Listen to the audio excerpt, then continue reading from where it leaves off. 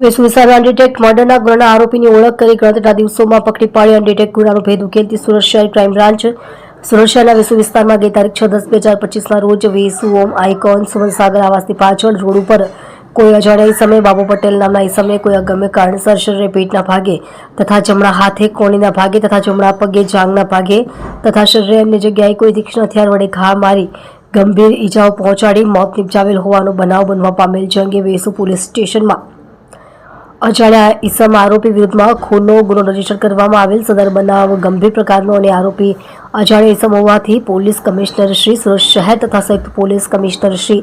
ક્રાઇમનાઓએ સત્વરે ગુનાને અંજામ આપનાર આરોપીની ભાળ મેળવી ગુનાનો ભેદ ઉકેલી કાઢવા ક્રાઇમ બ્રાન્ચના અધિકારી શ્રીઓને જરૂરી સૂચનાઓ કરવામાં આવેલ. અનુસંધાને દરમિયાન મળેલ બાતમી હકીકતના આધારે સદર ગુનાને અંજામ આપનાર આરોપી અતુલ જગ બહાદુર સિંહ નાને પાંડસરા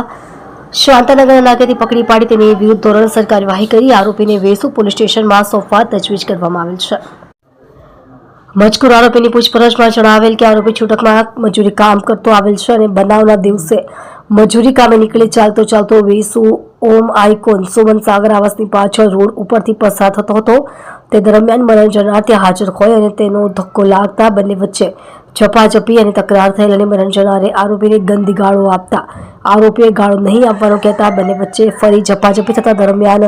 આરોપી ઉશ્કેરાઈ પોતાના પાસે રહેલ ચાકુ કાઢી મરણ જનારને ઉપરા છાપરી ઘા મારી ત્યાંથી નાસી ગયેલ હોવાની કબૂલાત કરેલ છે. સુરત શહેર ક્રાઇમ બ્રાન્ચની ટીમે વેસુ પોલીસ સ્ટેશન અનડિટેક્ટ મર્ડરના ગુનાના આરોપીની ઓળખ કરી પકડી પાડી ગણતરીના દિવસોમાં જ અનડિટેક્ટ મર્ડરના ગુનાનો ભેદ ઉકેલી કાઢવામાં આવેલ છે.